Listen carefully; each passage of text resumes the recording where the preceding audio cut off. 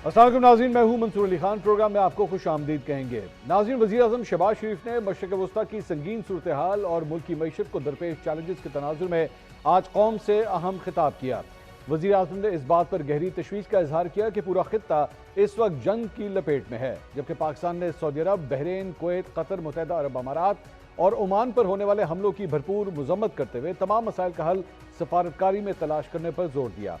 मुल्क के हालात का जिक्र करते हुए वज़ीर आज़म ने वाज़ेह किया कि मुआशी इस्तेहकाम के लिए हुकूमत ने कई मुश्किल फैसले किए हैं, क्योंकि एक तरफ मगरबी सरहदों पर दहशत गर्दी का सामना है तो दूसरी जानब आलमी मंडी में तेल और गैस की कीमतों पर पाकिस्तान का कोई इख्तियार नहीं। उन्होंने बताया कि हमारी मईशत का बड़ा इन्हिसार खलीजी ममालिक से आने वाले ईंधन पर है और कीमतों में बड़े इजाफे की तजवीज़ के बावजूद गरीब आवाम को बचाने के लिए दरमियानी रास्ता निकाला गया है। ताहम आने वाले दिनों में पेट्रोलियम मसनूआत मजीद महंगी होने का खदशा है। बढ़ते हुए मुआशी दबाव के पेश नज़र वज़ीर आज़म ने सख्त किफ़ायतशारी मुहिम का ऐलान किया, जिसके तहत अगले 2 माह के लिए सरकारी गाड़ियों के ईंधन में 50% कमी की जाएगी। अलबत्ता एम्बुलेंसेज, बसों और मोटरसाइकिलों जैसी ऑपरेशनल गाड़ियों को इससे सस्ता हासिल होगा। इसके साथ ही विफाकी सूबाई महकमों के ग्रेड 20 और इससे ऊपर के अफसरान जिनकी तनख्वाह 3 लाख रुपए से जायद है, उनकी 2 दिन की उजरत काटी जाएगी। पार्लिमानी सतह पर अराकीन असम्बली की तनख्वाहों और अलाउंसेज में 20% रजा कराना, जबकि मजबूरी तौर पर 25% कटौती का फैसला हुआ है। वो तमाम वज़रा और मुशीरान 2 माह की मराद से दस्तबरदार होने के साथ गैर मुल्की दौरे भी नहीं कर सकेंगे। इसके अलावा हुकूमत ने 60% सरकारी गाड़ियां ग्राउंड करने, जून 2026 तक नई गाड़ियों की खरीदारी पर पाबंदी लगाने और दफातर में हफ्तावार 4 दिन काम करने का निज़ाम वज़ा किया है, जिसके तहत सरकारी और निजी शोबे का 50% अमला जिम्मेदारियां निभाएगा। इस दौरान बैंक मामूल के मुताबिक खुले रहेंगे, जबकि स्कूलों में रवा हफ्ते के इख्तिताम से 2 हफ्तों की तातीलात का ऐलान किया गया है। नाज़रीन, वज़ीर आज़म का यह खिताब, इसी हवाले से मजीद बात करेंगे। हुकूमत जो इक़दाम करने जा रही है, हमारे साथ मौजूद हैं मुस्लिम लीग नून के रहनुमा हुज़ैफा रहमान साहब और हमें ज्वाइन कर रहे हैं पाकिस्तान तहरीक इंसाफ के रहनुमा नईम हैदर पंचोता साहब। दोनों मेहमानों का बहुत बहुत शुक्रिया। हुज़ैफा साहब, प्राइम मिनिस्टर की जानिब से जो ऐलान किए गए किफ़ायतशारी के हवाले से जो भी इक़दाम उठाए जा रहे हैं, किस हद तक ज़रूरी थे ये? और ये कड़वा घूंट है, जारी बात है, अवाम पहले ही बड़ी परेशान है। 55 रुपये फी लीटर आपने पेट्रोल बढ़ा दिया, उसकी वजह से भी अवाम बहुत परेशान है। क्या इससे मसला हल हो जाएगा? जी, बहुत शुक्रिया खान साहब कि आपने हुकूमत वक़्त का मौक़िफ़ जानने के लिए ख़ाकसार को मौका दिया। गुज़ारिश ये है कि वज़ीर-ए-आज़म साहब ने आज दिन में, जिस तरीके से आपके इल्म में है, तमाम बड़े स्टेक होल्डर्स को जो है एतमाद में लेने के लिए मीटिंग की, जिसमें चारों वज़ीर आला थे, चारों चीफ़ सेक्रेटरीज़ थे, आज़ाद जम्मू कश्मीर के वज़ीर-ए-आज़म और वहाँ के चीफ़ सेक्रेटरी और हमारी जो कंसर्न मिनिस्ट्रीज़ थी, फाइनेंस, पावर डिवीज़न और पेट्रोलियम डिवीज़न और उसके अलावा 1-2 मज़ीद भी वज़रा उसमें मौजूद थे। और उसमें काफ़ी सारी तजावीज़ वज़ीर-ए-आज़म साहब के सामने रखी गई। कुछ वज़ीर-ए-आज़म साहब ने भी बताया कि अगर ये कीमतें जो बढ़ाई गई हैं, अचानक क्यों बढ़ाई गई हैं? क्योंकि सूबे का बड़ा कंसर्न था, जितनी भी सूबाई हुकूमतें हैं। बहुत सारी सूबाई हुकूमतों ने तो एग्री किया इस बात से कि क्योंकि केपीके में ख़ास तौर पर चीफ़ सेक्रेटरी केपी ने बताया कि सबसे ज़्यादा तो जो पेट्रोलियम माफ़िया ने पेट्रोल पंप्स बंद कर लिए थे, सिंध और केपीके में ज़्यादा थे, फिर पंजाब, फिर बलूचिस्तान में। तो सारी चीज़ें डिस्कस हुईं। फिर उसके बाद वज़ीर-ए-आज़म साहब ने कहा कि आगाज़ जो है हम फेडरल गवर्नमेंट से करें, जिस तरीके से आपके इल्म में आ भी गया, वज़ीर-ए-आज़म साहब ने जो चीज़ें जो है फैसले लिए हैं, वो ज़ाहिर है अब तो खुलकर सामने आ चुके हैं कि वफ़ाकी काबीना के वज़रा की 2 महीने की तनख्वाह जो है, वो वसूल नहीं करेंगे। इससे पहले वज़ीर-ए-आज़म साहब हॉस्पिटल मेयर्स के नाम पर 2024 में तमाम वफ़ाकी काबीना के वज़रा के पेट्रोल तो ख़त्म कर चुके हैं। लेकिन पंजाब ने इस पे मेरे ख़्याल से पंजाब का फ़ैसला पहले आ चुका है। शायद वज़ीर-ए-आज़म साहब ने कोई ट्वीट भी किया है कि वहाँ पर भी वज़रा को जो पेट्रोल का रिलीफ़ था, वो ख़त्म किया गया है। ब्यूरोक्रेसी को 50% कट लगाया गया और इस किस्म की चीज़ें हैं। और लॉकडाउन का फ़ैसला किया गया है कि ताकि कम से कम जो एनर्जी के अगर वसाइल आपके पास महदूद हो गए हैं, तो वो जो है उसको उसी तरीके से मैनेज कर लिया जाए। तो प्राइम मिनिस्टर साहब ने इसको ज़रा फेडरल लेवल पे ये चीज़ों का एक फ़ैसला लिया है। तो इस हवाले से ज़रूरी था कि कौम को एतमाद में लिया जाए, क्योंकि एक बड़ा ही नैरेटिव बन रहा था कि शायद with one stroke of pain जो है वो 55 रुपए बढ़ाए गए, उसमें से 37 रुपए जो है वो लॉजिकल थे। ये नहीं कहा गया, बीइंग डेविस एडवोकेट या हमारे एक जर्नलिस्ट हैं, उन्होंने कहा कि अगर 37 रुपए बढ़ा देते तो चलो फिर भी दलील बनती। लेकिन आपने ऊपर 20-22 रुपए जो लेवी लगाई है या 18-19 रुपए, वो गलत है। तो इस सब के ऊपर वज़ीर-ए-आज़म साहब का ज़ाहिर है कौम को एतमाद में लेना बनता था कि मामला ऐसा नहीं है जिस तरीके से बताया जा रहा है। ठीक। और कोशिश की गई है कि ताकि हुकूमत का एक मौक़िफ़ खुलकर हाईएस्ट लेवल से आए, क्योंकि आज की मीटिंग के बाद ये 2 तजावीज़ आई थी कि वज़ीर इत्तलात और वज़ीर ख़ज़ाना जाकर एतमाद में ले लें। लेकिन कैबिनेट मेंबर्स की मेजॉरिटी ने कहा कि नहीं, चूँकि जब कीमतें बढ़ी थी तब भी वज़ीर पेट्रोलियम, वज़ीर ख़ज़ाना और वज़ीर इत्तलात ये आए थे, इन्होंने पूरा ब्रीफ़ किया था। लेकिन ज़ाहिर है अवाम उस तरीके से कन्विंस नहीं हुई, इम्पैक्ट नहीं पड़ा। तो चूँकि गैर मामूली हालात हैं, जंग जिस तरीके से इम्पोज़ की गई है, हमारे ऊपर, और हम इस जंग का ज़रा हिस्सा भी नहीं है, लेकिन हम कोशिश कर रहे हैं मीडिएशन का रोल प्ले करें। सऊदी अरबिया के हवाले से हमने एक पॉजिटिव रोल प्ले किया, बाकी चीज़ों के हवाले से। तो वज़ीर-ए-आज़म साहब खुद सारी चीज़ें जो कौम के सामने रखे हैं, तो इसलिए वज़ीर-ए-आज़म साहब ने इसको एंडोर्स किया, और इसलिए आप सब दोस्तों के सामने वज़ीर-ए-आज़म साहब ने सारा मौक़िफ़ जो है वो रखने का फैसला किया है। नहीं नहीं, मैं तो पंचोता साहब, ये हुकूमत का कहना है कि जी मुश्किल है, मुश्किल फैसले थे लेकिन करने पड़ रहे हैं। ज़ाहिर बात है, जंगी सूरत हाल है, और बैनुल-अक़वामी तौर पे जब इस किस्म की सूरत हाल होती है तो उसके इफेक्ट्स जो हैं वो चाहते ना चाहते हुए भी पाकिस्तान के ऊपर आते हैं। तो यही हो सकता था, या हुकूमत इसके अलावा भी आपकी नज़र में कुछ कर सकती थी? बहुत शुक्रिया, बड़ी नवाजिश मंसूर साहब, आपने मौका दिया। देखिए, मामला ये है कि इन्होंने पेट्रोल की कीमत बढ़ा के, डीज़ल की कीमत बढ़ा के अवाम के ऊपर गुस्सा निकाला है कि आपने हमें वोट नहीं दिया तो लिहाजा अब आप भुगतो। आपके सामने मौक़िफ़ है, नून लीग की रहनुमा शुमैला राना कह रही थी कि अगर हम 110 भी बढ़ा देते तो आप हमारा क्या कर लेते। तो ये तो इस तरह की सोच के मालिक हैं, इस तरह की चीज़, इस तरह की बातें ये करते हैं। आपके सामने सारी सूरत हाल है कि इन्होंने सिर्फ जंग का फ़ायदा उठाया। दुनिया के अंदर आप देखें कि किसी मुल्क के अंदर 4%, किसी के अंदर 3%, किसी के अंदर 2%, और आपके पड़ोसी मुल्क के अंदर, इंडिया के अंदर 0%, 1 रुपया भी पेट्रोल डीजल महंगा नहीं हुआ। इसी तरह अफगानिस्तान के अंदर महंगा नहीं हुआ। तो आपने रात के अंधेरे के अंदर जो पेट्रोल बम मारा है आवाम को, जो आप पहले कहते रहते थे, आपके वज़रा कहते रहते थे, क्या आज भी मरियम नवाज साहबा ये कहेंगी कि पेट्रोल महंगा और वज़ीर आज़म चोर? क्या आज भी ख्वाजा आसिफ कहेंगे कि बिजली और पेट्रोल महंगा होता है तो इसका मतलब ये होता है कि वज़ीर आज़म चोर होता है? आज ये बयान दें, आज ये मौक़िफ़ इख्तियार करें, तो हम कहेंगे जी कि आप आवाम की तर्जुमानी कर रहे हैं। 21 रुपए पेट्रोलियम लीवी के अंदर जो लगाया गया है, उसके अगर बैकग्राउंड के अंदर आप जाएं तो उन्होंने कहा था कि 28 दिन का स्टॉक हमारे पास है। जब आपके पास 28 दिन का स्टॉक है और आप नया तेल खरीदने जा रहे हैं, तो 28 दिन तो आपने पुराने जो आपके पास स्टॉक पड़ा हुआ है उसको बेच के आपने उस कीमत के ऊपर आपने लोगों को पेट्रोल देना है। ठीक है, उस वक्त इनको मोटरसाइकिल वाले याद थे, उस वक्त इनको आम लोग याद थे, उस वक्त इनको मजदूर याद थे, जब 2 रुपए या 1 रुपए या चंद पैसों के अंदर कीमत जो है वो बढ़ाई जाती थी। आज ये सारे इनको भूल गए। आज इंसार अब्बासी साहब कॉलम लिखे ना, जो कहते थे कि नया साल का आगाज हुआ है और 2 रुपए पेट्रोल महंगा जी, देखें जी यू टर्न देखें, तो आज लगाए ना जी कि वेलकम टू पुराना पाकिस्तान, हम पुराने पाकिस्तान में दोबारा शामिल हो चुके हैं। यही इशू है कि जब आप आवाम की ताईद से नहीं आते तो फिर आप अवामी फैसले नहीं करते। हुज़ैफा साहब फरमा रहे हैं कि हमने काबीना की तनख्वाहें 2 महीनों की जो है वो ना लेने का फैसला किया है। वो तनख्वाहें कितनी बनती हैं? 55 के करीब काबीना के मेंबरान हैं। 5-6 लाख रुपया काबीना के एक मेंबर जो है तनख्वाह लेता है। 2 करोड़ 75 लाख या आप 3 करोड़ लगा लें, वो 1 महीने की तनख्वाह बनती है। उस हिसाब से 2 महीनों की तनख्वाह 6 करोड़ बनती है।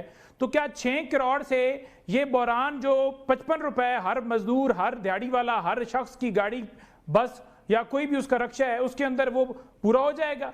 दूसरी ये चीज़ है कि वो आप जो तनख्वाह नहीं ले रहे, तो क्या वो आप गरीब की आवाम की जेब के अंदर आप पैसे डाल रहे हैं? क्या उनके एटीएम के अंदर जाएंगे या उनके अकाउंट्स के अंदर जाएंगे या उनकी तरफ जाएंगे?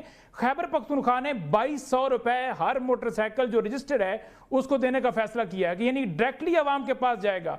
आप तो वो पैसे भी लेकर फिर आप, हो सकता है तो कोई दूसरे तैयारे की आप तैयारी करके बैठे हो, उसके बाद तीसरे तैयारे की तैयारी करके बैठे हो, वो पैसा किधर जाएगा काबीना की तनख्वाह वाला? तो हम आपसे सवाल करेंगे, आपको जवाब देना होगा और आप आवाम को जवाब दें। जब आप एक झूठे मैंडेट से सीट के ऊपर बैठ जाते हैं तो ये नहीं हो सकता कि कौम आपसे सवाल करे तो आप उसका जवाब नहीं देंगे, आप उल्टा उनके ऊपर पीका के मुकदमात दर्ज कर देंगे। देखें, मामला सिंपल सा है। 21 रुपए पेट्रोलियम लेवी के मद के अंदर क्या नहीं बढ़ाया गया?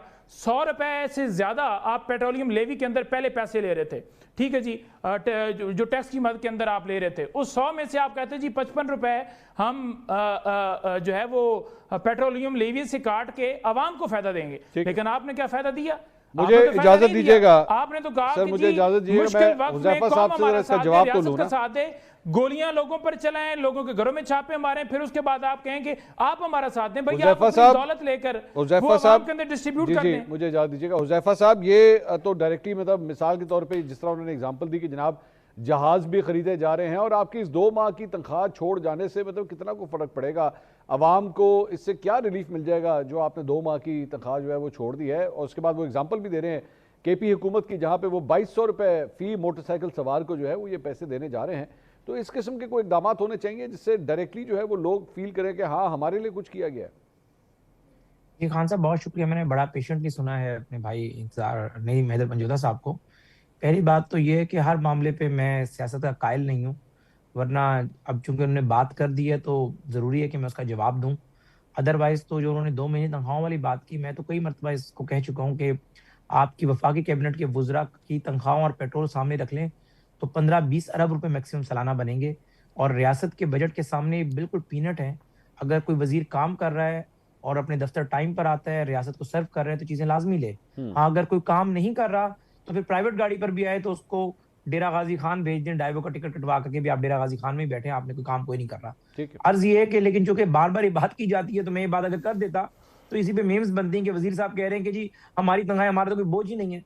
अगर ये बोझ है, जो कि मंजोता साहब की एक सूबे में हुकूमत है, बेसिकली आपकी सिविल ब्यूरोक्रेसी का सबसे बड़ा बोझ होता है, उसमें बिल्कुल अक्सर औकात कहता हूँ कि इसमें रिफॉर्म लानी चाहिए। और चूंकि इस वक्त मुल्क के अंदर तमाम बड़ी जमातें हुकूमतों में हैं, चाहे वो KPK में PTI हो, पीपल्स पार्टी सिंध में हो, हम मरकज में और पंजाब में है, तो रिफॉर्म की जरूरत है। लेकिन जो इन्होंने बात कही कि हमने ऑयल मार्केटिंग कंपनीज को बेनिफिट दे दिया, ऐसा बिल्कुल नहीं है। जिस तरीके से ऑलरेडी हुकूमत का वर्जन वज़ीर आज़म साहब और बाकी लोगों के हवाले से भी आपके सामने आ चुका है, मैं फिर आपको रिपीट कर देता हूँ। पहली बात तो यह है कि आपके पास कोई रिजर्व मौजूद नहीं थे। आपके मुल्क में एक निज़ाम है, ज़रा तहरीक इंसाफ की हुकूमत भी रही है 4 सालों में, पौने 4 साल ये रहे। बेसिकली ऑयल मार्केटिंग कंपनियां इंडिपेंडेंटली ऑयल को इंपोर्ट कर लेती हैं। बात ये ऐसी है कि आपने एक चीज इंपोर्ट की बाहर से, आपने फरमाया रिजर्व्स नहीं थे, हमें सर खुद बताया गया कि 1 महीने के रिजर्व्स थे।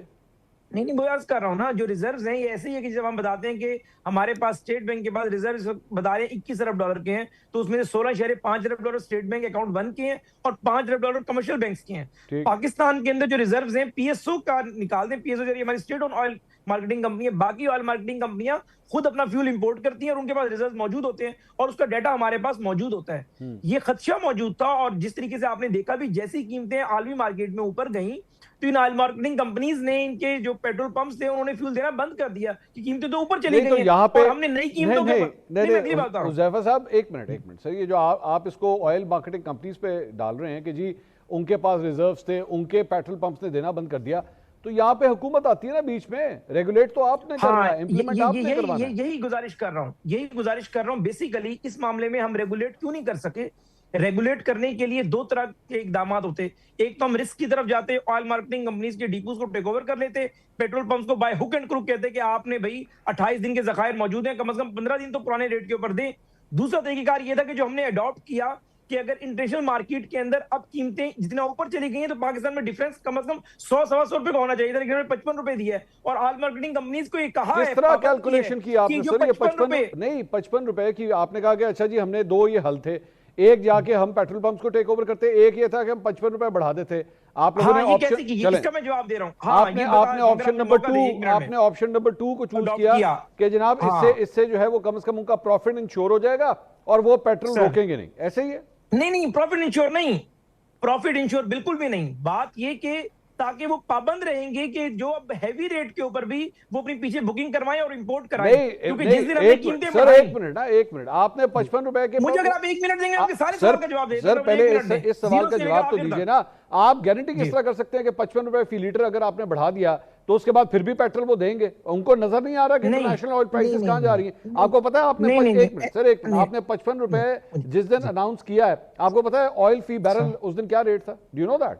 अब मुझे मुकम्मल करने दें, अगर आप मुझे 1.5 मिनट देंगे, मुझे सिर्फ सवाल का जवाब पहले, मेरी इस क्लिप को जैसे मर्जी ट्वीट कर दीजिएगा भाई, सिर्फ मुझे इस सवाल का जवाब दीजिए कि 55 रुपए दे रहा हूं ना, 1.5 मिनट दें सर, या 1 मिनट देने चले, सर जवाब देता हूं, you will be satisfied. I will give you, I will resign from here, मुझे start my answer, start your answer with this simple question and you can continue. Yes, हाँ, yes, thank you। हफ्ते वाले दिन, हाँ sir जी, हफ्ते वाले दिन, ये सॉरी बल्कि जुम्मे वाले दिन जब ये अनाउंसमेंट हुई है 55 रुपए फी लीटर बढ़ाने की, इंटरनेशनल ऑयल प्राइस उस दिन क्या थी बताइए? हाँ, अब मैं इसी से शुरू करूंगा। बताइए। अर्ज ये कि जिस दिन हमने कीमतें बढ़ाने का फैसला किया, $62 फी बैरल से कीमत एक ही चंग में पहले $72 फी बैरल हुई, और जब वजीरे पेट्रोलियम और वजीर खजाना प्रेस कॉन्फ्रेंस करने के लिए बैठे तो कीमत $82 फी बैरल हो गई। कितनी? और रात 12 बजे के $82 फी बैरल। और उसके बाद जब अगले दिन पे हम चले गए, अगले दिन अचानक ये कीमत 92 पे गई और अब 100 से भी ऊपर चली गई है।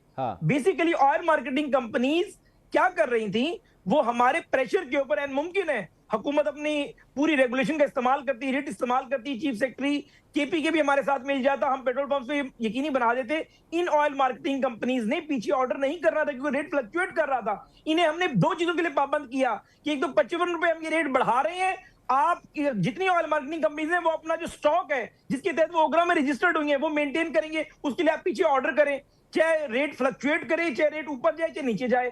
और दूसरी बात ये कि वजीर आजम साहब ने इसको इंश्योर की है सरकार, कि ये बहरान खत्म होगा। हुज़ैफा साहब ये ना सर ना एक मिनट सर, ये दलील नहीं बनती ना कि जी हमने रेट बढ़ा दिया और उसके बाद हमने इनको कहा जी आप इंश्योर करेंगे कि आप अपने स्टॉक्स को मेंटेन करेंगे। आप जो स्टॉक सर एक मिनट ठहरे, एक मिनट चले, मुझे कैलकुलेट करके बताइए कि जो पेट्रोल इस वक्त 55 रुपए फी लीटर महंगा बिक रहा है, इस वक्त जो बिक रहा है, ये स्टॉक इन कंपनियों को कितने का आया है, किस रेट के ऊपर आया है? सर बिल्कुल आपकी बात ठीक होगी कि 62 या 65 या 70 72 जो भी रेट था, उतनी की खरीदारी है ना, उतनी की खरीदारी बताएं। अच्छा मुझे ये बताएं, मुझे आप सिर्फ ये बताइए हुज़ैफा साहब, उतनी की खरीदारी पे ही ये तेल खरीदा है ना? बिल्कुल ऐसे ही है, ऐसे ही है, बिल्कुल ठीक है। रेट आपने लगवा लिया है, अब रेट आपने लगवा लिया है $100 वाला कि जी $100 के हिसाब से जो खरीदारी होगी, रेट आप वो इतने का बिक रहा है इस वक्त, $82 वाला। तो ये चले 82 पे आ जाए, 82 आ जाए। एक मिनट सर, एक मिनट ना हुज़ैफा साहब, 82 वाला मैं आपकी बात मान लेता हूं, वैसे तो है नहीं लेकिन 82 के हिसाब से ले लेते हैं। तो यानी चले मैं कहता हूं 90 के हिसाब से ले चले 90 सर 90, मैं आपकी और बोले आपने यूटर्न ले लिया लेकिन मैं फिर भी कहता हूं 90 के हिसाब से। यूटर्न नहीं ले रहा मैं, अभी आप 82 कह रहे थे, आपने 90 पे आ गए सर। आप 2-4 नहीं, अगर आप 2-4 बढ़ाना चाह रहे हैं, ये 2-4 एग्जैक्ट बनता है, मैं उसमें बहस नहीं कर रहा। 93 पे आ जाए, कर रहा हूं हुज़ैफा भाई 93 पे आ जाए। आपने $93 के हिसाब से आपने कहा जी 55 रुपए बढ़ा दें, आप 80 करें 85 करें, मैं कुछ और बात कर रहा हूं सर। आपने सर मेरा सवाल हुज़ैफा साहब सिंपल है कि जब आपने 55 रुपए बढ़ाए, आपने उस वक्त ऑयल की प्राइस को क्या कंज्यूम किया, क्या अज्यूम किया आपने कि जनाब ये इसके हिसाब से काम करो, 55 रुपए बढ़ा दो? हाँ, क्या अज्यूम किया आपने? जी बिल्कुल, हमें अज्यूम नहीं किया, बताइए। हमें ओगरा ने भी और बाकायदा पेट्रोलियम मिनिस्ट्री ने भी बाकायदा लिखकर इन ऑयल मार्केटिंग कंपनी से मुशावरा करके बताया था कि आज के मुताबिक 110 रुपए अगर हम बढ़ाते हैं तब जाकर ये ऑयल मार्केटिंग कंपनियां ये रिस्क लेंगी कि पीछे अपनी बुकिंग कराएं, उसके बाद जितना भी फ्लक्चुएट होता है ये बर्दाश्त करें। अदरवाइज ये होता कि ये सप्लाई तो देते ही रहते, उस सप्लाई के बाद बकिया ऑर्डर ये करते ही ना, क्योंकि देखें आप खुद एक इकोनॉमिस्ट है, मुझे पता है खान साहब, अर्ज ये है कि इसकी डिमांड एंड सप्लाई सर, अब ये भी फॉल्ट है ना सर हुज़ैफा भाई, डिमांड एंड सप्लाई वाला। हाँ ये हुज़ैफा भाई ये आपका एडमिट करता हूं, ये फॉर्मूला फॉल्टी है, ये फॉल्टी है। मैं आपको बताता हूं क्यों किसी ने नहीं किया सर, लिसन ना हुज़ैफा भाई, आपने पहले 82 का, फिर आपने 92 का, अब आपने 110 लगा दिया कि जी हमने इन कंपनीज को कहा जी $110 के हिसाब से जो है नहीं 110 रुपए सर, नहीं आप फिर मिक्स कर रहे हैं। मैंने कहा 110 रुपए और हमने इंपैक्ट 55 रुपए शिफ्ट किया और बाकी यही तय किया कि इससे ज्यादा बोझ अवाम पे अभी नहीं डालते। अल्लाह ना करे कीमतें अगर एक्सट्रीम पे चली गई फिर ज़हरा में शिफ्ट करना पड़ेगा थोड़ा बहुत बोझ अवाम पे फर्दर। सर आपने कोई कैलकुलेशन तो की होगी ना कि भाई अब आप आने वाला तेल इतने का खरीदेंगे, क्या कैलकुलेशन किया आपने? मैं आपसे ये सवाल कर रहा हूं कि एक हफ्ते में, चले इस हफ्ते की बात कर लेते हैं, ये जो हफ्ता इस वक्त आज शुरू हुआ है, ये आज जो 9 मार्च है, 9 मार्च को शुरू होने वाला जो हफ्ता है, इसमें आपने क्या अज्यूम किया है? डॉलर फी बैरल जो है वो कितने का होगा, बताइए। सर एज्यूम इसलिए नहीं कर सकते कि एक तो इसके अंदर जितने भी ऑयल के एक्सपर्ट लोग हैं उनके अदाद शुमार इसलिए पीछे रह जाते हैं कि 3 चीजें ऐसी हैं जिनका ताल्लुक इस क्रूड ऑयल से नहीं है। पहली बात यह कि इंश्योरेंस आसमान पर चली गई है, अगर आपने हरमत से फ्यूल नहीं आता, अल्टरनेट रूट से आते तो $40 फी बैरल अल्टरनेट रूट की कॉस्ट हमें एक्स्ट्रा पे करना पड़ेगी। तो इस हवाले से गैर मामूली हालात है, हर दिन चीज तब्दील हो रही है। हाँ अगर ये चीजें मेंटेन होती, 2, 4, 5, 10 डॉलर का फर्क होता, हुकूमत वो बोझ बर्दाश्त नहीं कर लेती। इसके मुताबिक हुज़ैफा भाई, आप बतौर हुकूमती तर्जुमान ये इंश्योर नहीं कर सकते कि जो कीमत आज पाकिस्तानी फी लीटर पेट्रोल दे रहा है ये आने वाले हफ्ते में भी ये रहेगी या नहीं रहेगी, ये बढ़ भी सकती है? सर हाँ, ये इसलिए इंश्योर नहीं कर सकते, इसके पीछे आपने जो बात की ना फॉल्ट की, फार्मूले में भी फॉल्ट मौजूद है। दूसरी बात यह कि ये सारी हुकूमतों की जिम्मेदारी है। अब जापान में 250 डेज के रिजर्व मौजूद है। मेरा दोबारा सवाल यही है, अगर ये रिजर्व मौजूद होते नहीं, हम मेंटेन नहीं कर सकते, बिल्कुल भी नहीं। तो ये कीमत इस हफ्ते बढ़ भी सकती है?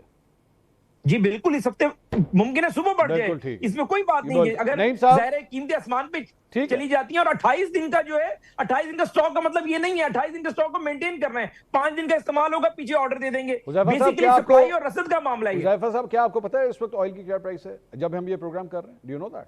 सर मुझे मैंने लास्ट जो चेक किया था मेरे ख्याल से 100 से ऊपर चला गया था, एग्जैक्ट नहीं मेरी, $104 फी बैरल चल रही थी। आप देख लें 110 पे चली गई होगी, आप चेक कर लें।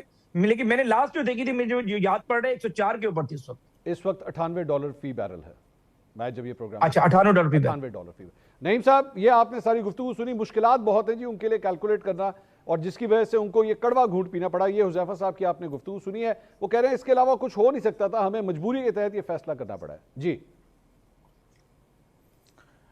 मंसूर साहब, इमरान खान साहब को कहने वाले यू टर्न आज आप देख लें कि कभी 62 की बात होती है, कभी 82 की बात होती है, कभी 90 की बात होती है, कभी 93 की बात होती है, और कभी कहा जाता है कि अब मज़ीद बढ़ाया जाएगा और मज़ीद आवाम बोझ बर्दाश्त करेगी और करना पड़ेगा। तो आप जो है वो जो हुक्मरान बैठे हुए हैं वो कब बोझ बर्दाश्त करेंगे, उन पर बर्डन कब आएगा, उनकी वो कब कुर्बानी देंगे, या आप आवाम को ही कुर्बानी का बकरा बनाते रहेंगे? कभी वोट चोरी करना, कभी छापे मारना, कभी गिरफ्तारियां करना, कभी किसी चीज़ की कीमत का तेल बढ़ाना, रेट बढ़ाना, कभी किसी चीज़ का, कभी जहाज़ आप बर्दाश्त कर लें, कभी आप 5300 अरब रुपए करप्शन बर्दाश्त कर लें, कभी 1000 अरब करप्शन मरीम नवाज साहबा की बर्दाश्त कर लें, कभी आप जो है वो एमफिल अपार्टमेंट वाला किस्सा बर्दाश्त कर लें। तो आवाम को ही आपने बर्दाश्त करवाना है या आपने भी कुछ करना है? ठीक। आप ये अंदाज़ा लगाएं कि गैर मामूली जो सूरत हाल की बात की जा रही है वो पूरी दुनिया के अंदर भी, पूरी दुनिया के अंदर उसका क्यों नहीं असर हुआ? पूरी दुनिया के अंदर 20% जो है पेट्रोल क्यों नहीं महंगा हुआ? ये पाकिस्तान को ही गैर मामूली सूरत हाल का सामना है। ईरान और अमेरिका और इसराइल की जंग हुई है तो हमारे साथ ही भारत भी मौजूद है, उन्होंने ₹1 नहीं बढ़ाया, तो वो कैसे मेंटेन करके बैठा हुआ है? वो रशिया से कह रहे हैं जी कि हमने पेट्रोल वाली जो कंपनियां हैं उनके ऊपर बोझ। नहीं साहब, वो रशिया से तेल ले रहे हैं, वो रशिया से तेल ले रहे हैं सर। आप रशिया से तेल ले लेंगे? देखिए, वो रशिया से तेल ले रहे हैं तो आप अफगानिस्तान से तेल ले रहे हैं। आप अफगानिस्तान से तेल लेंगे? क्यों मेंटेन है? अफगानिस्तान में कौन से तेल? मैं ये कह भाई नहीं, मैं स्लिप ऑफ टंग हुई। मैं ये कह रहा हूं कि अफगानिस्तान के अंदर क्यों मेंटेन है? अफगानिस्तान से बयान रेट कर मेंटेन है, वो यूटर ने ये कर दें तो मसला ये है, मामला ये नहीं। अब मसला ये है, देखें, अब भारत को अमेरिका ने ये कहा कि आप बेशक जो है वो रशिया से तेल ले लें, तो पाकिस्तान जो है जी हर रोज ये कहते हैं जी कि ट्रंप साहब ने हमारी तारीफ कर दी, उन्होंने कहा जबरदस्त एफएम साहब, जबरदस्त शहबाज शरीफ साहब, आप बेहतरीन काम कर रहे हैं, जैसे हमने आपकी ड्यूटी लगाई हुई आप पूरा उतर रहे हैं। तो ये नोबल इनाम तो जाकर दे देते हैं, उनको कह देते हैं कि हमें भी इजाजत दे दें रशिया से तेल खरीदने की, हमें भी 1 महीने की रिलैक्सेशन। आप तो कहते हैं कि ट्रंप तो बड़ा नाराज हो गया है जी भारत के साथ, तो ट्रंप आपके साथ जो राजी है तो आप फिर क्यों नहीं इजाजत ले रही? क्योंकि सारे काम तो आप अमेरिका से पूछ के करते हैं। बहुत शुक्रिया, बहुत शुक्रिया नईम हैदर पंचोता साहब, हुज़ैफा रहमान साहब, दोनों रहनुमाओं की नाज़रीन आपने गुफ्तगू सुनी। कुछ मईशत के हवाले से ही मजीद बात करेंगे कि आखिर क्या यही हल था हुकूमत के पास। साबिक वजीर खजाना असद उमर साहब हमारे साथ मौजूद होंगे एक ब्रेक के बाद, हमारे साथ रहिए। नाज़रीन, welcome back after the break. और वज़ीर आज़म शहबाज शरीफ ने जो आज कौम से खिताब किया और मुख्तलिफ जो ऑस्टेरिटी ड्राइव के अंदर जो इक़दामात उठाने का फैसला किया गया है, इसी में बात करेंगे। साबिक वज़ीर ख़जाना असद उमर साहब इस वक्त हमारे साथ मौजूद हैं। असद साहब, बहुत बहुत शुक्रिया, आपने हमारे लिए वक्त निकाला। असद साहब, ओवरऑल पूरी दुनिया के अंदर जो है एक मुआशी बहरान इस वक्त नज़र आ रहा है। हम लोग स्टॉक मार्केट्स, अगर किसी भी मुल्क की स्टॉक मार्केट देखें तो वो क्रैश कर रही है। पाकिस्तान के अंदर भी हज़ारों की तादाद में पॉइंट्स जो हैं वो पिछले एक हफ्ते में भी और आज भी जो है वो हमने देखा मार्केट नेगेटिव के अंदर जा रही है। Oil prices are shooting up, $100 cross हो चुका है, $119 का आज उसने हाई लगाया, अब तकरीबन $104-105-6 के आसपास जो है वो इस वक्त हम देख रहे हैं उसकी ट्रेडिंग हो रही है। इस सारी सूरत हाल के अंदर आपको लगता है कि जो मुआशी नंबर्स हैं पाकिस्तान के लिए ख़ास तौर पर आने वाले महीनों के अंदर वो ज़्यादा परेशान कुन साबित हो सकते हैं? बिल्कुल जी, जाहिर है सिर्फ पाकिस्तान के लिए परेशानी नहीं है इस वक्त, जैसे आपने कहा कि ये एक आलमी बहरान है, तमाम दुनिया ही इसको फेस कर रही है। लेकिन पाकिस्तान उन ममालिक में से है जो को सबसे ज़्यादा बराह रास्त इसका असर पड़ रहा है, और जितनी देर ये चलेगा उतना ज़्यादा पाकिस्तान के लिए ख़तरनाक होगा। और उसकी दो बड़ी वजूहात हैं जिसकी वजह से पाकिस्तान ज़्यादा इससे असरअंदाज है। एक तो जाहिर है हमारी जो तवानाई की ज़रूरियात है पाकिस्तान की, उसमें से 1/4 से ज़्यादा जो हमारी ज़रूरियात होती हैं वो पूरी होती हैं ऑयल और गैस की इंपोर्ट से, मशरक़ी वस्ता से और स्ट्रेट ऑफ हॉर्मुज़ से वो सारी ऑयल और गैस आती है। तो बराह रास्त हमारी 1/4 से ज़्यादा तवानाई की जो ज़रूरियात हैं वो असरअंदाज हो रही हैं। दूसरी चीज़ ये है कि हमारी क्योंकि तरसीलात ज़र के ऊपर बहुत ज़्यादा हमारा इन्हिसार होता है और हम बचे हुए ही पिछले चंद सालों से तरसीलात ज़र की वजह से है, तकरीबन 55% तमाम पाकिस्तान की जो तरसीलात ज़र पिछले साल आई, उसमें से 55% जो हैं वो मशरिक वस्ता से आई। 21 अरब डॉलर की तरसीलात वहां से आई। और आखिरी इसका जो पहलू है जिसकी वजह से पाकिस्तान पर ज़्यादा असर है कि क्योंकि पाकिस्तान जो है उसका बैरूनी खसारा जो है वो सबसे बड़ा माशी मसला रहता है, इसलिए बार बार हम IMF के पास जाते हैं। और सबसे बड़ा इंपोर्ट का बिल, हमारी दरामद का सबसे ज़्यादा खर्चा जो होता है वो ऑयल ऑयल इंपोर्ट्स की वजह से होता है, पेट्रोलियम प्रोडक्ट्स की वजह से होता है। तकरीबन 16-17 अरब डॉलर पिछले साल हमने इंपोर्ट किया। तो जैसे सूरत हाल अभी है, 55-60% इजाफा हो चुका है तेल की कीमतों में ऑलरेडी। और कतर के मिनिस्टर ने कहा है कि ये $150 तक जा सकता है। तो जाहिर है पाकिस्तान के ऊपर एक बहुत बड़ा एक दबाव आएगा, हमारे रिजर्व्स के ऊपर दबाव आएगा, क्योंकि अभी भी जितनी कीमत बढ़ चुकी है उसका सालाना इम्पैक्ट जो है तकरीबन 10 अरब डॉलर के करीब पहुंच चुका है। ठीक। तो इस वजह से बिल्कुल पाकिस्तान को शदीद खतरात है माशी तौर पे। अच्छा साहब, अब इसके अंदर बेसिकली जो अगर प्राइस ऑयल ऑयल की जो प्राइसिंग है उसके अंदर आपने देखा 55 रुपए का इजाफा गवर्नमेंट की जानिब से किया गया। उसके बाद इसको हफ्तावार अब प्राइस इवैल्यूएशन के ऊपर जो है वो ले जाया गया। अब ये बात हो रही है कि जनाब इसको रोजाना की बुनियाद के ऊपर भी जो है हो सकता है प्राइस इवैल्यूएशन जो है वो की जाए। Is that the correct way to do it, या इसके अलावा और कोई चॉइस नहीं है, गवर्नमेंट को ये कड़वे घूंट पीने पड़ेंगे? देखिए, उसमें दो मेरे ख्याल में गलतियां की हुकूमत ने। जब आपके पास महंगा तेल आएगा, आलमी मंडी से आएगा, तो आपको कीमत बढ़ानी पड़ेगी, इसमें कोई शक नहीं है। और हुकूमत अपनी जेब से जो है वो सब्सिडीज नहीं दे सकती है। लेकिन अभी हुआ ये है कि एक मुसलमान असूल था, एक फार्मूला बना हुआ था, बंधा हुआ, हर 15 दिन के बाद कीमत बढ़नी थी। आपने उस फार्मूला को चेंज करके एक हफ्ते पहले कीमत बढ़ा दी, और वो भी 55 रुपए से बढ़ाई, जिसका एक बड़ा हिस्सा जो है वो निजी सरमायाकारी जिन्होंने की हुई है कंपनियों ने, उनकी जेब में चला गया। अरबों रुपए का मुनाफा हो गया ये फैसला करने से। लोगों की, आवाम की जेब से निकल के पैसा उनके पास चला गया। और हुकूमत ने साथ ही टैक्स भी बढ़ा दिया। ठीक। अब उसके ऊपर वो कहते ये हैं कि जी अगर हम ना बढ़ाते तो लोग जो है वो पंप्स पे ज्यादा जाके लेते, उनको पता होता कि कीमत अब आगे बढ़ने वाली है। अगर आप ये करना भी चाहते थे तो आप वो पैसा एक टैक्स के मद में इकट्ठा करते, प्राइस इंक्रीज नहीं जो निजी कंपनियों के पास गया। और उस पैसे को फिर रिलीफ के तौर पे, वो डीजल के अंदर उसकी रिलीफ दी जा सकती थी, वो बिजली के बिलों में दी जा सकती थी, कुछ भी हो, ताकि अवाम को ये नजर आता कि ठीक है यार, क्राइसिस है, उसमें ये फैसला करना पड़ा है, लेकिन हुकूमत इस मुश्किल वक्त में हमारी जेब में हाथ डाल के पैसा नहीं निकाल रही है। तो मेरे ख्याल में इस जो सबसे अहम चीज आगे होगी, लोग बर्दाश्त कर लेंगे, मुश्किल भी बर्दाश्त कर लेंगे, अगर उनको नजर आएगा कि इंसाफ की बुनियाद के ऊपर फैसले हो रहे हैं।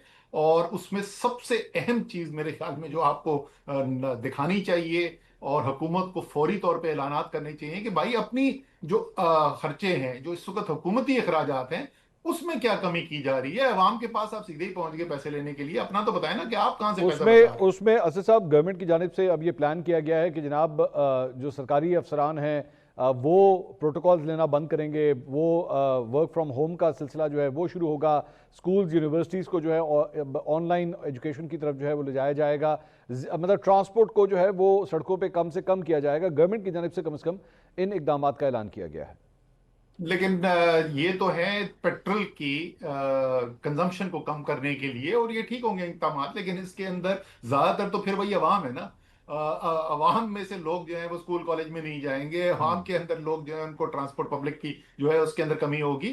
जो मैं बात कर रहा हूँ वो हुकूमत के अपने अखराजात जो होते हैं, जो खरबों रुपए सालाना होते हैं, वहां से क्या क्वेश्चन निकाला जा रहा है।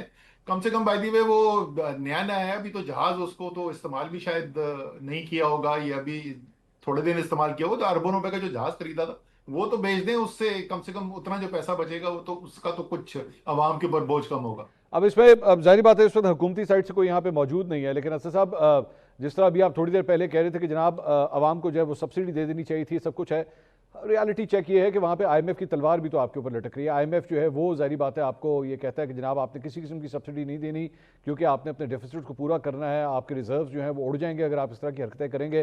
तो उसके हुकूमत का यही जाहिर बात है कहना होगा कि जनाब इसके बजाय हम और कर क्या सकते हैं। बिल्कुल ठीक है, वो यही कहेंगे। और बड़ी अच्छा किया आपने कि ये बात उठा ली। और अगर वो ये कहेंगे तो बिल्कुल गलत कहें। देखें, मैंने खुद IMF तो छोड़े ना, मैंने जब बात शुरू की तो मैंने क्या कहा था, हुकूमत अपनी जेब से सब्सिडी नहीं दे सकती है। यह मामला सब्सिडी का नहीं है, यहां पर आपने टैक्स में इजाफा किया है। अगर ₹55 कीमत में कम कर दूं ना, इस वक्त पीडीएल जो आखिरी अनाउंसमेंट हुई है उसमें ₹105 लीटर पीडीएल है।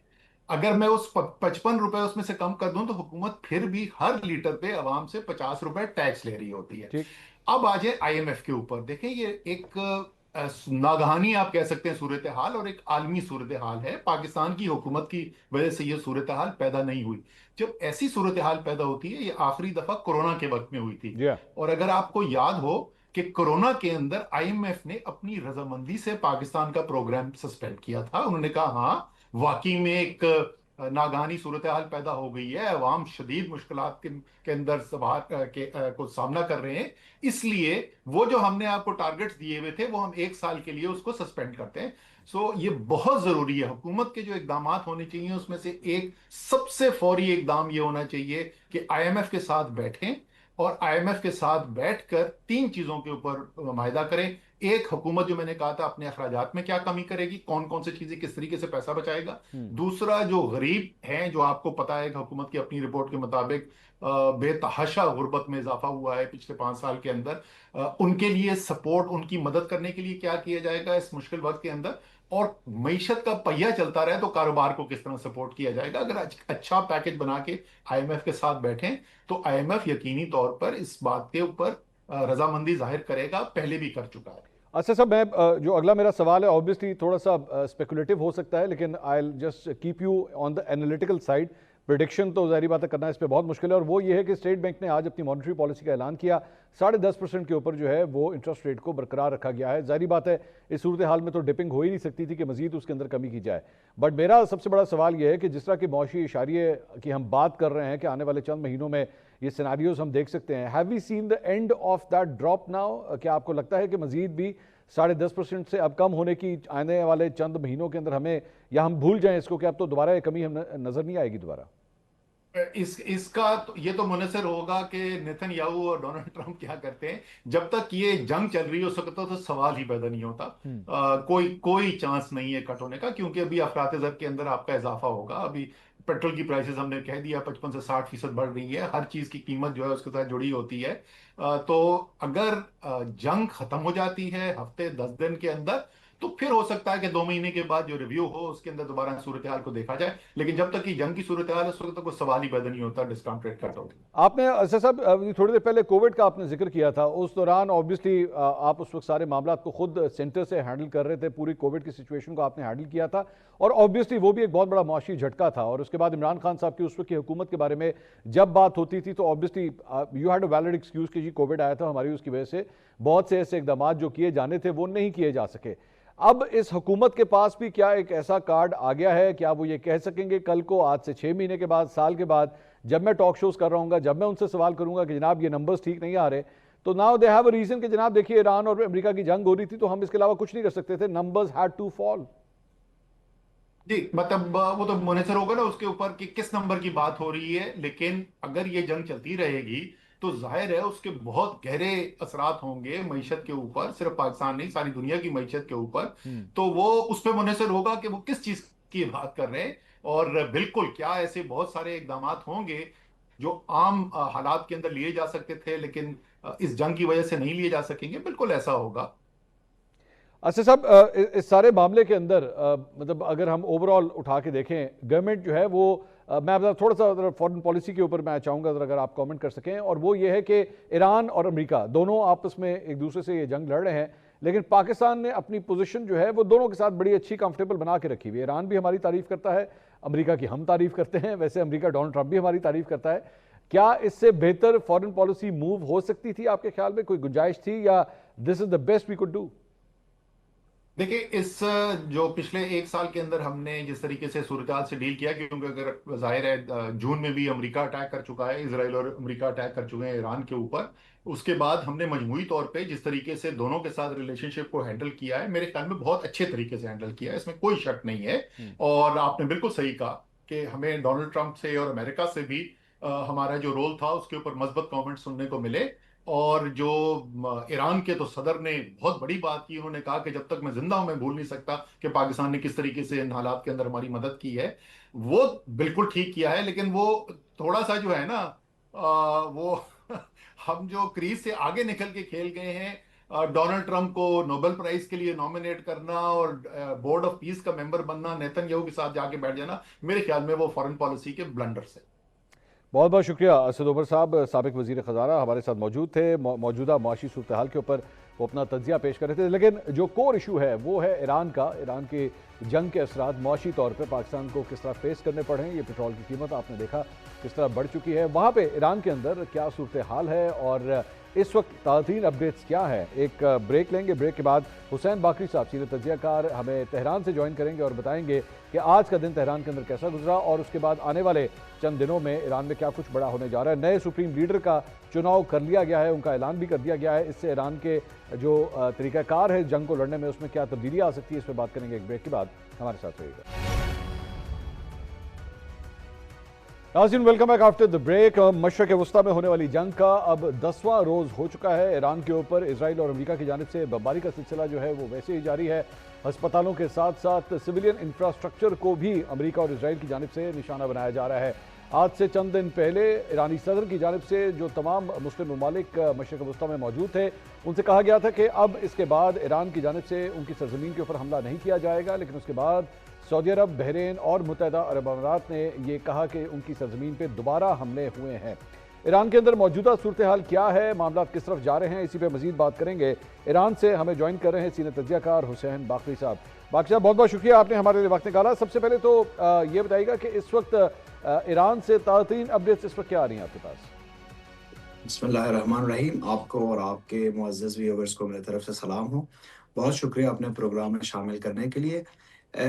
बस 20 मिनट पहले तेहरान में लेटेस्ट राउंड ऑफ बमबारी की सूरत हाल थी और इन्होंने 3-4 डिफरेंट जगहों को हिट किया, साथ में इस्फहान को भी हिट किया गया और उसमें भी काफ़ी लोग शहादतों की खबरें आ रही हैं हमारे पास। तो ये जंग का माहौल है, ये तो बस हिट करते जा रहे हैं।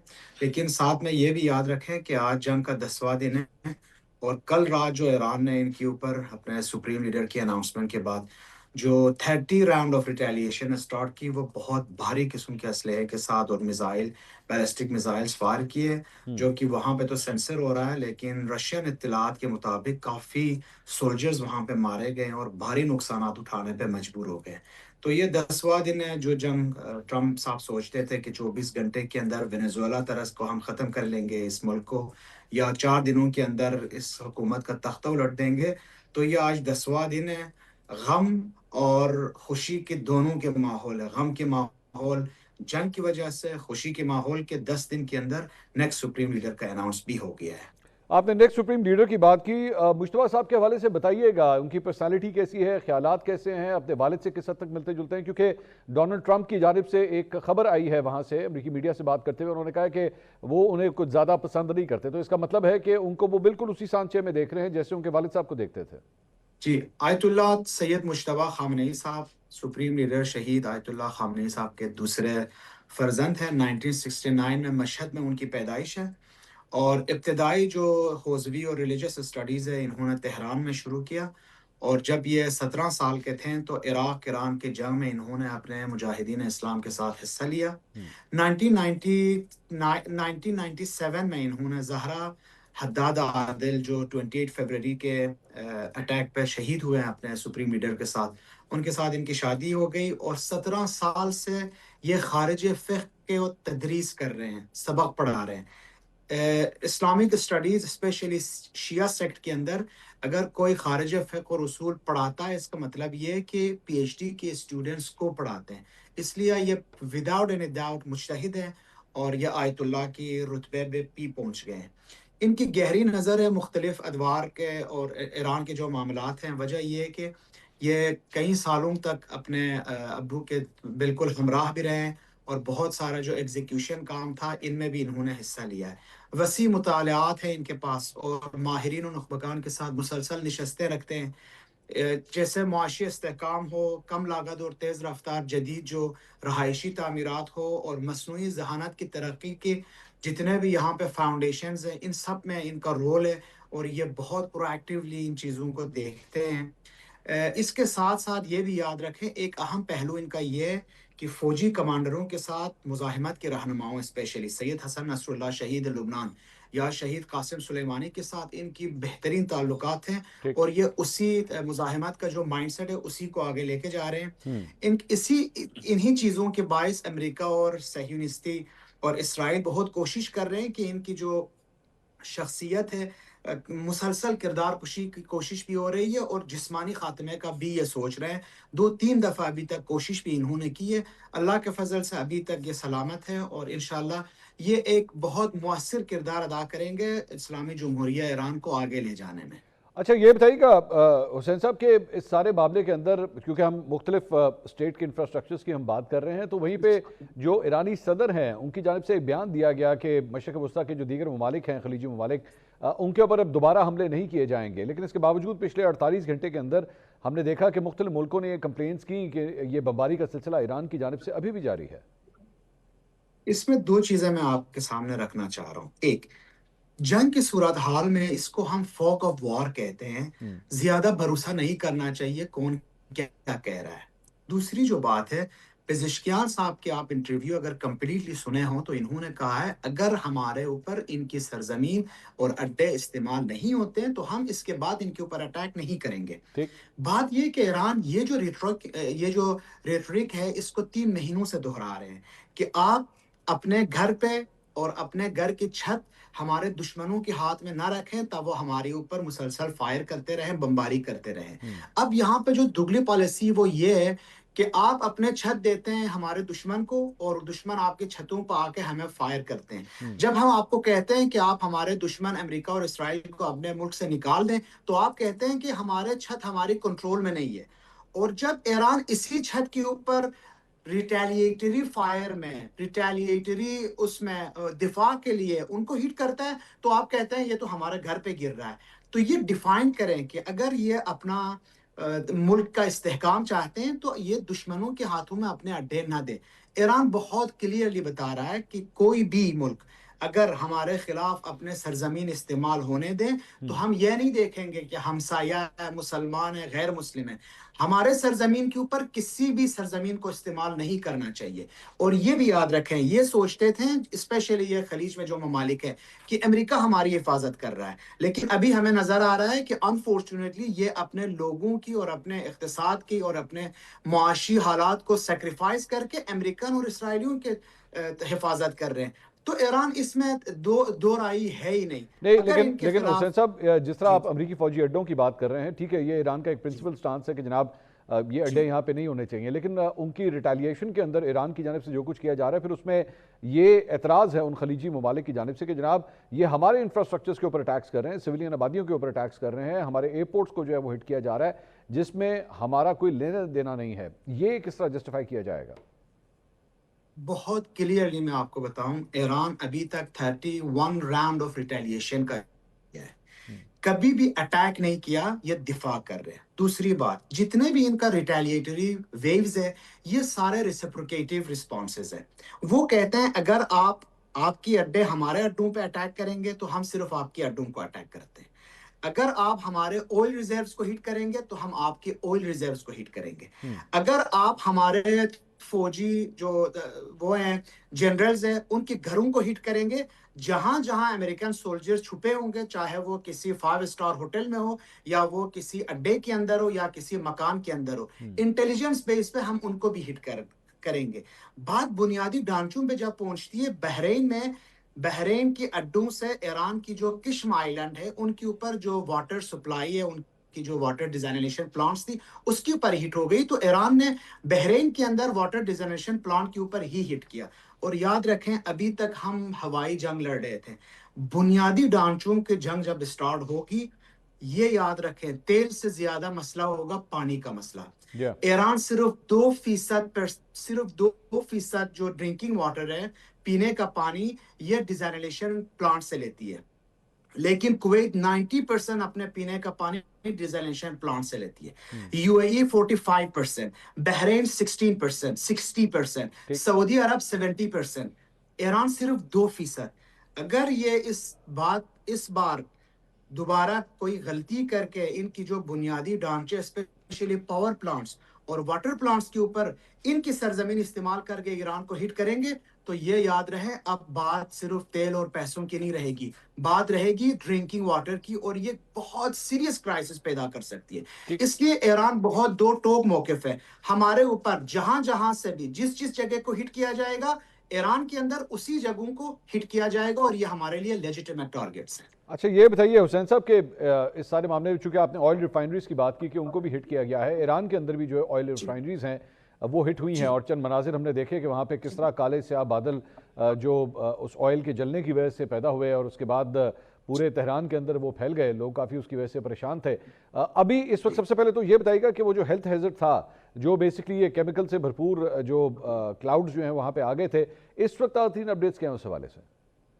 अल्हम्दुलिल्लाह, अल्लाह का फजल और करम से आधा घंटे के बाद बारिश स्टार्ट हो गई, और जिस तरह CNN रिपोर्टर लिख रहा था कि मुझे तेहरान में तेल की बारिश नजर आ रही है, उस बारिश ने वो सारा दुआ धो के ले गया फजल और करम से।